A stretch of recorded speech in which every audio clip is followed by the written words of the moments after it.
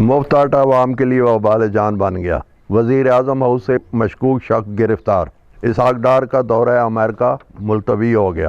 یہ دورہ 10 اپریل کو ہونا تھا۔ ایم ایل ولی خان نے عید کے بعد اسلام آباد پر چڑھائی کا ارادہ کر لیا۔ علی امین گنڈاپور اسلام آباد منتقل۔ عمران خان کے خلاف نااہلی کا مقدمہ درج۔ بسم اللہ الرحمن الرحیم۔ میں ہوں ملک نعیم اور آپ دیکھ رہے ہیں 27 پاکستان۔ ایک لیڈر پاکستان میں گزرا ہے، بلکہ ابھی وہ زندہ ہے، لیکن ایک دور تھا کہ اس کا طوطی بولتا تھا، اور وہ لیڈر اگر کہتا تھا کہ شہر بند کر دو تو شہر بند ہو جاتا تھا۔ اس کے کارکن کہتے تھے کہ جو قید کا غدار ہے وہ موت کا حقدار ہے، اور پھر دوسرے دن غداروں کی لاشیں سڑکوں پر ہوتی تھیں۔ اس کے کارکن زبان سے زیادہ ٹی ٹی کا استعمال کرتے تھے۔ اس کے کارکن لوگوں کو ڈرلیں جسم میں لگا کر مار دیتے تھے۔ بوری بند لاشیں شہروں میں آتی تھیں۔ اس لیڈر کے کہنے پر پورا کراچی بند ہو جاتا تھا۔ پھر خدا کی قدرت دیکھیں کہ اس کو لگام دے دی گئی، اور اس لگام کے صلے میں کیا ہوا کہ آج وہ زبیدہ آپا بن گئی ہے۔ وہ لیڈر زبیدہ آپا ایسے بن گئی ہے کہ افطاری کے وقت زبیدہ آپا بہت مشہور تھیں، اور وہ افطاری کے پکوان بتاتی تھیں کہ آج ہم نے کیا بنانا ہے افطاری میں، اور وہ پکوانوں کی ترکیب بتاتی تھی۔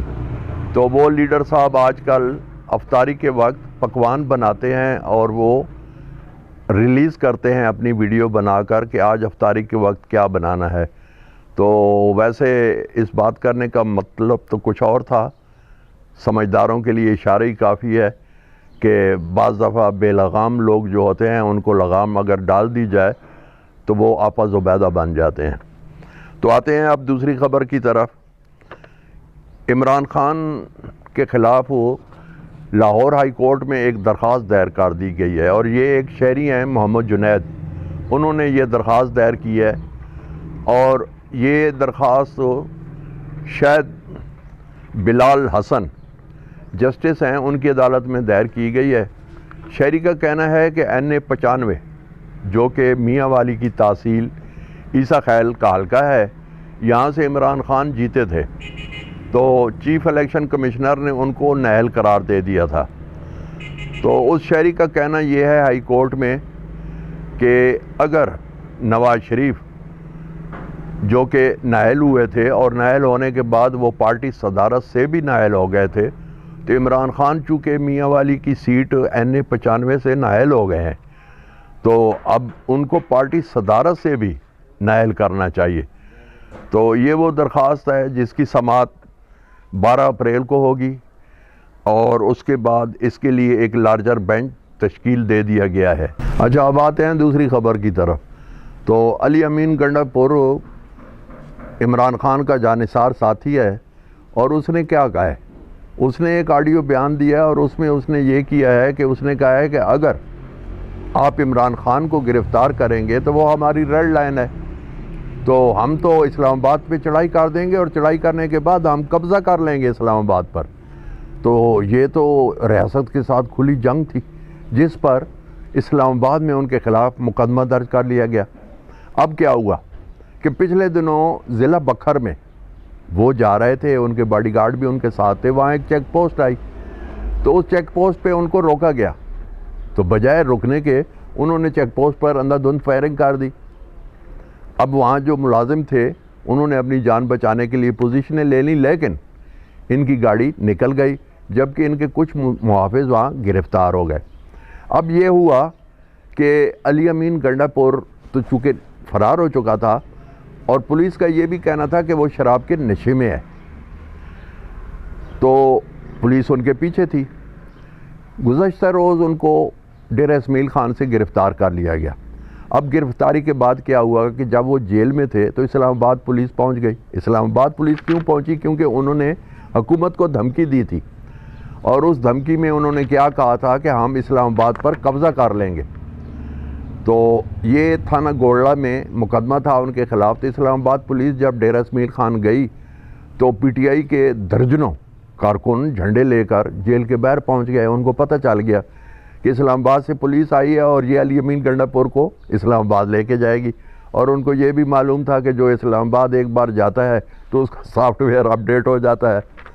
تو اس چکر میں انہوں نے جیل کے باہر احتجاج شروع کر دیا, نعرے بازی شروع کر دی اور علی امین گنڈا پور کی زندہ آباد کے نعرے لگانے شروع کر دیے. اب کیا ہوا کہ پولیس بھی تو اب ان کا بھی تو روز کا کام ہے. انہوں نے کیا کیا کہ علی امین گنڈا پور کو جیل کے عقبی دروازے سے باہر نکالا اور اسلام آباد لے آئی. کارکن وہاں منہ دیکھتے رہ گئے جیل کے باہر. بلکہ پولیس نے یہ بھی کیا کہ جو کارکن وہاں نعرے بازی کر رہے تھے ان میں سے کئی کو گرفتار کر لیا. تو اب علی امین گنڈا پور صاحب اسلام آباد پولیس کی حراست میں ہیں. اور سنا ہے, غیر مستقل اطلاعات ہیں, میرے پاس کوئی ایسی اطلاع نہیں ہے, لیکن جو زبان زد عام ہے وہ یہ ہے کہ تقریباً 50% اس کا سافٹ ویئر اپڈیٹ ہو چکا ہے. ویسے اس کی جان تو بہت ہے ماشاءاللہ, لیکن سنا ہے کہ دل کے معاملے میں وہ تھوڑا سا کمزور ثابت ہوا ہے اور ایک ہی دن میں اس نے کافی راز فاش کر دیے ہیں. اور ان رازوں میں کیا راز ہیں آپ کو پتہ ہے, عمران خان کا وہ دایاں بازو تھا, تو وہ اب کیا راز فاش کرتا ہے, کچھ دنوں تک تمام ڈیٹیل سامنے آ جائے گی. اب آتے ہیں اگلی خبر کی طرف. تو یہ ہیں ایمل ولی خان کے پی, جو کہ پہلے صوبہ سرحد کہلاتا تھا. وہاں پر تقریباً آپ یوں کہہ سکتے ہیں کہ 4 پارٹیاں جو تھیں وہ ہر وقت میدان میں ہوتی تھی. ان میں مولانا مفتی محمود کی پارٹی تھی, اس کے بعد خان عبد القیوم خان کی پارٹی تھی جو کہ مسلم لیگ سے تھے اور جن کا انتخابی نشان شیر تھا. اس کے بعد خان عبد الولی خان کی پارٹی تھی جن کا انتخابی نشان جھونپڑی تھا. آج کل ان کی پارٹی کا انتخابی نشان لالٹین ہے. اور اس کے بعد چوتھی جو پارٹی تھی وہ پیپلز پارٹی تھی. تو ہوا یہ کہ پیپل پارٹی کا گورنر بن گیا, اس کا نام حیات محمد خان شیرپاؤ تھا. تو وہ ایک یونیورسٹی میں ایک تقریب میں خطاب کر رہے تھے, تو اس دوران ان کا جو مائک تھا اس میں ٹائم بم لگا دیا گیا اور اس ٹائم بم سے ان کو اڑا دیا گیا.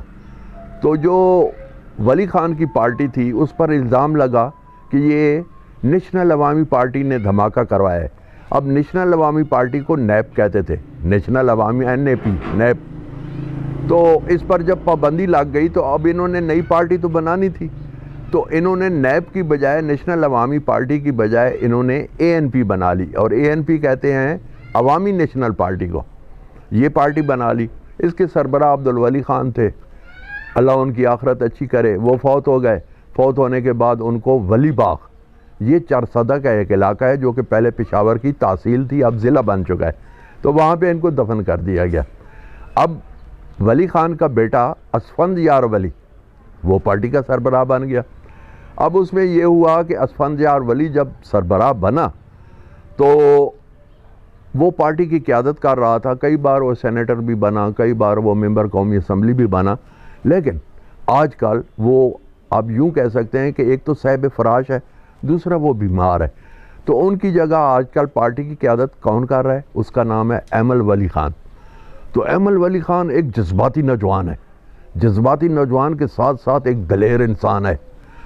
اس نے کیا کہا ہے, اس نے کہا ہے کہ چیف جسٹس صاحب آپ نے جو یہ الیکشن کا فیصلہ کیا ہے کہ 14 مئی کو الیکشن کروائیں پنجاب میں, تو یہ ہمیں نامنظور ہے, آپ نے غلط فیصلہ دیا ہے. تو ہم اس فیصلے کے خلاف آپ کو یہ کہہ رہے ہیں کہ آپ استعفیٰ دیں. ویسے استعفیٰ دینے والوں میں جو استعفے کا مطالبہ کر رہے ہیں اس میں نواز شریف نے بھی کہا ہے کہ آپ استعفیٰ دیں چیف جسٹس صاحب عمر اطاعت بندیال کو, اور اس کے بعد مریم نواز نے بھی مطالبہ کر دیا ہے. لیکن ایمن ولی خان نے بہت سخت فیصلہ کیا ہے اور اس نے یہ کہا ہے کہ اگر چیف جسٹس صاحب آپ نے استعفیٰ نہیں دیا تو میری ایک بات یاد رکھیں کہ عید کے بعد, اور غالباً عید میرے خیال میں 22-23 کو ہے, عید کے فوری بعد میں اسلام آباد کی طرف بہت بڑا لانگ مارچ کروں گا, اور اس کے بعد پھر اس وقت تک لانگ مارچ جاری رہے گا اور اس وقت تک وہاں پہ دھرنا جاری رہے گا جس وقت تک آپ مستعفی نہیں ہوتے. تو اب ایمل ولی خان کی اگر سیاست کو دیکھیں, ان کے رویے کو دیکھیں, ان کی بہادری کو دیکھیں, ان کی جوان مردی کو دیکھیں, تو مجھے تو یوں لگتا ہے کہ یہ چیف جسٹس صاحب کو استعفیٰ دینا ہی پڑے گا، اور اگر استعفیٰ وہ نہیں دیتے تو پھر لانگ مارچ ہوگا ہی ہوگا۔ اب چلتے ہیں اگلی خبر کی طرف۔ اسحاق ڈار نے 10 اپریل کو امریکہ جانا تھا، اب اس کا دورہ ملتوی ہو گیا ہے، تو اس میں کافی لوگ جو ہے طرح طرح کی بولیاں بول رہے ہیں۔ کوئی کیا کہہ رہا ہے کیوں دورہ ملتوی ہو گیا، حکومت جانے والی ہے اس لیے دورہ ملتوی ہو گیا۔ کوئی کہہ رہا ہے کہ نہیں جی اس نے IMF نے انکار کر دیا کہ ہم آپ کو پیسے نہیں دیں گے اس لیے ان کا دورہ ملتوی ہو گیا، تو ان کو پھر پریس کانفرنس کرنی پڑی۔ انہوں نے گزشتہ روز پریس کانفرنس کی اور انہوں نے کیا بتایا، انہوں نے کہا کہ ایسی کوئی بات بھی نہیں ہے، مجھے شہباز شریف نے، چونکہ ملکی حالات کچھ ایسے ہیں کہ جو اس بات کا تقاضا کرتے ہیں کہ میں بطور وزیر خزانہ ملک میں رہوں، تو اس لیے میں امریکہ نہیں جا رہا ہوں۔ ہاں یہ بات کہنا کہ مجھے IMF نے کہا ہے کہ جی آپ نہیں آ سکتے، تو ہم کوئی بھکاری نہیں ہیں، ہم IMF اور ورلڈ بینک کے باقاعدہ ممبر ہیں، اور اگر ہمیں IMF مدد دیتا ہے تو مدد ان پر دینا لازمی ہے، اس لیے کہ ہم ان کے ممبر ہیں۔ اور پھر ہم نے کون سی قسط ہے جو لیٹ کی ہے؟ ہم نے 1 منٹ بھی، 1 گھنٹہ تو بہت وقت ہوتا ہے، ہم نے 1 منٹ بھی قسط لیٹ نہیں کی ہے، ہم وقت پہ ان کی قسطیں ادا کرتے ہیں، اور تمام کی تمام تقریباً 11 ارب کی قسطیں ہم ان کو دے چکے ہیں۔ تو پھر ایسی کون سی بات ہو گئی کہ وہ ہمیں کہیں گے کہ جی آپ IMF والے کے امریکہ نہ آئیں؟ ایسی کوئی بات نہیں ہے۔ میرا دورہ جو ہے وہ اس لیے ملتوی ہوا ہے ملکی حالات کے پیش نظر، لیکن میں ان سے اسکیپ کے ذریعے بات ضرور کروں گا، اور پھر یہ ہے کہ جو بھی ہوگا انشاءاللہ ہمیں قسط بہت جلد مل جائے گی۔ تو یہ تو تھی دورہ امریکہ کی اسحاق ڈار کی کہانی۔ اب ایک اور خبر ہے، اور وہ یہ خبر ہے کہ بدھ کے روز، آج اتوار کا روز ہے، تو 5 دن ہو گئے، 5 دن قبل وزیر اعظم ہاؤس میں ایک مشکوک شخص گھس گیا۔ اب آپ سوچیں اس بات کو کہ ایک ریڈ ایریا ہے، بلکہ ریڈ ایریا سے مراد آپ یوں کہہ سکتے ہیں کہ ریڈ زون ہے، ایک پورا زون ہے جہاں پہ سپریم کورٹ، جہاں پہ وزیر اعظم ہاؤس، جہاں پہ صدر ہاؤس، تو اس کو ریڈ زون کہتے ہیں۔ اور ریڈ زون کا یہ مطلب ہوتا ہے کہ وہاں پر چڑی بھی اگر جائے تو وہ بھی ویزا لے کر جائے۔ ایک غیر آدمی جس کا وزیر اعظم ہاؤس سے کوئی تعلق بھی نہ ہو اور وہ منہ اٹھا کر وزیر اعظم ہاؤس میں پہنچ جائے، اس کا کیا مطلب ہے؟ اس کا مطلب یہ ہے کہ سیکورٹی میں کہیں لیپ ہے، یا سیکورٹی والے ساتھ ملے ہوئے ہیں، اور یا اگر وہ ساتھ نہیں ملے ہوئے تو وہ آدمی اتنا پاورفل ہے کہ وہ وہاں پہنچ گیا۔ اور پھر مزے کی بات، یہ بدھ کے روز واقعہ ہوا، اور ابھی تک افیشل طور پر، یعنی کہ آپ یوں کہہ سکتے ہیں کہ وزیر اعظم کی طرف سے یا حکومت کی طرف سے اس کا باقاعدہ اعلان نہیں ہوا، لیکن بات وہی ہے، عشق اور مشق چھپتے تو نہیں ہے نا، تو خبر تو باہر آ گئی ہے، ٹھیک ہے، اور خبر گو کہ تصدیق شدہ نہیں ہے، لیکن کسی نے تردید اس کی نہیں کی ہے کہ وہ آدمی نہیں آیا۔ اب اس آدمی کے متعلق یہ پتہ چلا ہے کہ وہ افغانی تھا، لیکن بعض ذرائع کہہ رہے ہیں کہ وہ سوات کا رہنے والا تھا، اور بعض یہ بھی کہہ رہے ہیں کہ وہ شخص، اب یہ کہہ سکتے ہیں کہ دماغی توازن اس کا درست نہیں تھا۔ بھئی ہم سب کچھ مان لیتے، اگر اس کا دماغی توازن درست نہیں تھا تو اس نے وزیر اعظم ہاؤس میں ہی جانا تھا، وہ کہیں اور بھی جا سکتا تھا نا، سرینا ہوٹل تھا وہاں چلا جاتا، میریٹ ہوٹل تھا وہاں چلا جاتا، کیا پرائم منسٹر ہاؤس میں ہی جانا؟ اور پھر مزے کی بات دیکھیں، وہ گیٹ سے اندر چلا گیا، اور اندر جا کر جہاں شہباز شریف کی رہائش گاہ ہے وہاں جب پہنچا تو CTD جو کہ ٹیررزم کو کنٹرول کرتی ہے فورس، اس نے اس کو گرفتار کر لیا۔ اور کس جگہ گرفتار کر لیا؟ شہباز شریف کی رہائش گاہ یا خوابگاہ کے قریب، یعنی کہ وہاں تک وہ پہنچ گیا۔ تو اس میں اب سیکورٹی ادارے ملوث ہیں، اگر نہیں بھی ہیں تو وہ کیسے پہنچ گیا؟ اس کی تحقیقات ہونی چاہیے، یہ بہت سیریس مسئلہ ہے اور اس سے قوم کو آگاہ کرنا چاہیے۔ اچھا اب آتے ہیں آخری خبر کی طرف۔ تو حکومت وقت نے، شہباز شریف صاحب نے 53 ارب روپیہ صرف اس بات کے لیے مختص کیا ہے کہ غریب عوام کو مفت آٹا دیا جائے. اور بھائی خدا کے بندے، مجھے تو اس بات کی سمجھ نہیں آتی ہے کہ یہ پالیسی ساز کون ہے، کون پالیسیاں بناتے ہیں. یہ کون سی پالیسی ہے کہ 650 کا توڑا جو کہ 10 کلو آٹے کا بازار میں مل رہا تھا، آپ نے اس کو 1150 کا کر دیا، اور 1150 کا کر کے پھر آپ مفت آٹا دے رہے ہیں. اور پھر مفت آٹا بھی کیسے دے رہے ہیں کہ میں نے ایسے آدمی دیکھے ہیں کہ جو کہ بیٹھک میں رہتے ہیں، ان کے پاس مکان میں رہنے کے لیے پیسے نہیں ہیں، کیونکہ مکان کا کرایہ 20 25 18 15 ہزار ہوتا ہے، جبکہ بیٹھک کا کرایہ 5 6 ہزار 7 ہزار ہوتا ہے. اب میں گزشتہ روز ایک گرداور کے پاس بیٹھا ہوا تھا، اور اس گرداور نے اس غریب شخص کا شناختی کارڈ جب چیک کیا تو اس نے کہا کہ آپ تو نائل ہیں، آپ کو آٹا نہیں مل سکتا ہے مفت آٹا. میں اب اس بات پر حیران ہوں کہ وہ کیسے نائل ہو گیا. نہ تو اس کے پاس گاڑی ہے، نہ تو اس کے پاس مکان کے کرائے کے لیے پیسے ہیں، وہ بیٹھک میں رہتا ہے، غریب انسان ہے، اور وہ نائل ہے، اس کو آٹا نہیں مل سکتا. یہ تو ہوگی پہلی بات. دوسری بات، اب بزرگ ہمارے، جوان ہمارے، ہماری مائیں، ہماری بہنیں لائنوں میں کھڑی ہو رہی ہیں، اور اب تک تقریباً 20 لوگ اس لائنوں کی وجہ سے، دھکم پیل کی وجہ سے وفات پا چکے ہیں، فوت ہو گئے ہیں. تو یہ خون ناحق کس کی گردن پہ جائے گا؟ تو شہباز شریف صاحب، ہم آپ سے درخواست کرتے ہیں کہ آپ ایک اچھے انسان ہیں، آپ اچھائی کے لیے یہ کام کر رہے ہیں، اپنی بخشش کے لیے یہ کام کر رہے ہیں، لیکن اس کام کا طریقہ درست نہیں ہے. آپ جو آٹا مہنگا کر کے بیچ رہے ہیں دکانوں پہ، وہ دکانوں والوں کو سبسڈی دیں، یا یہی آٹا دکانوں پہ رکھوا دیں تو وہاں سے لوگ آ کر لے لیں.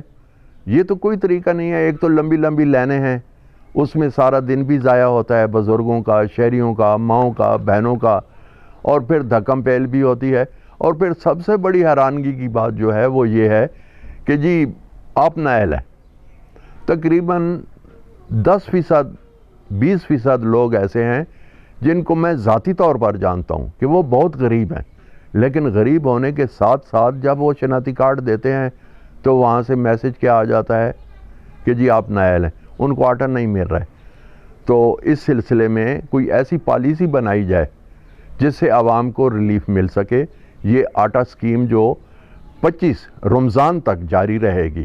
اب بھی وقت ہے کہ اس کو کوئی اور طریقہ اس کا کریں، کیونکہ لوگ بہت پریشان ہیں، لوگوں کو آٹا نہیں مل رہا ہے. اور ان لوگوں کو جو اس کے مستحق ہیں، بلکہ آپ یوں کہہ سکتے ہیں کہ جن کی کسی کے ساتھ ہیلو ہائے ہے تو وہ تو پرچیاں بنوا لیتے ہیں، اور جن کی نہیں ہے تو جی آپ نائل ہیں. تو یہ بہت بڑا ظلم ہے، زیادتی ہے، اور گورنمنٹ کے یہ جو 53 ارب روپے ہیں یہ ضائع جا رہے ہیں. تو اگر شہباز شریف صاحب نے نیک نامی کمانی ہے تو میرا مشورہ یہ ہے کہ اس پالیسی پہ وہ غور کریں اور عوام کے لیے آسانیاں پیدا کریں. تو آخر میں، بن نہ سکا کچھ تو ڈبو دیں گے سفینہ، ساحل کی قسم منت طوفان نہ کریں گے. ملتے ہیں اگلے ولاگ کے ساتھ، اجازت دیجیے، اللہ حافظ.